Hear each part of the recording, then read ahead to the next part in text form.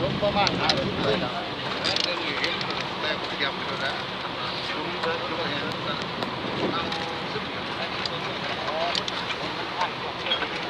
เสกกับตัวเลย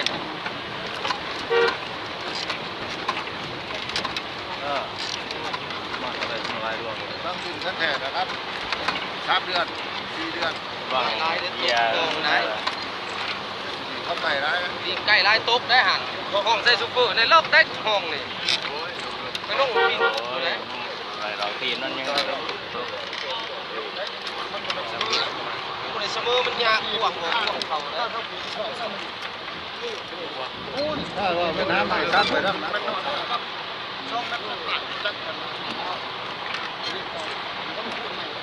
น้ำใหม่ซัดไปนะ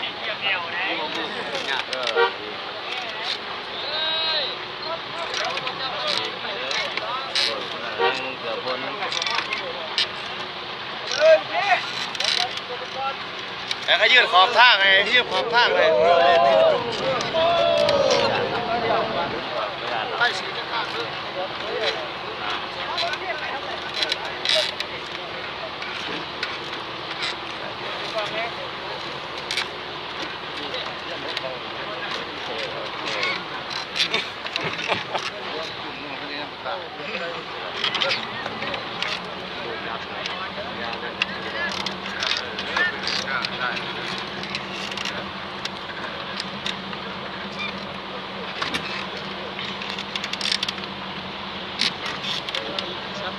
ตายห่างกันนะปั๊มมันมันกินฮะรับส่งแม็กซ์มา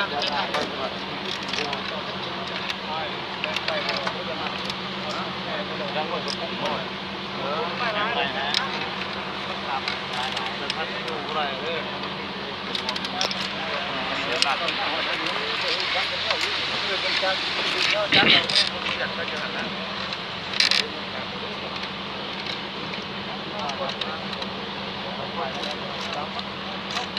ไปไปเนี่ยบ้านเนี่ยยังรักเล่นเลยบ้านยังประเด็นมันปากบ้านตำรวจบ้านทางขึ้นจับบ้านมันมีบอกทายได้งานทำได้งานทำได้งานได้งานทำอันนี้ยังบุเห็นมันก็ไม่ได้ไม่กล้าลูกพิษโซ่แล้วไปไหนงับใส่ลูกอื่นจอดทางเอาที่เดินเอาแต่เอาที่เก็บคน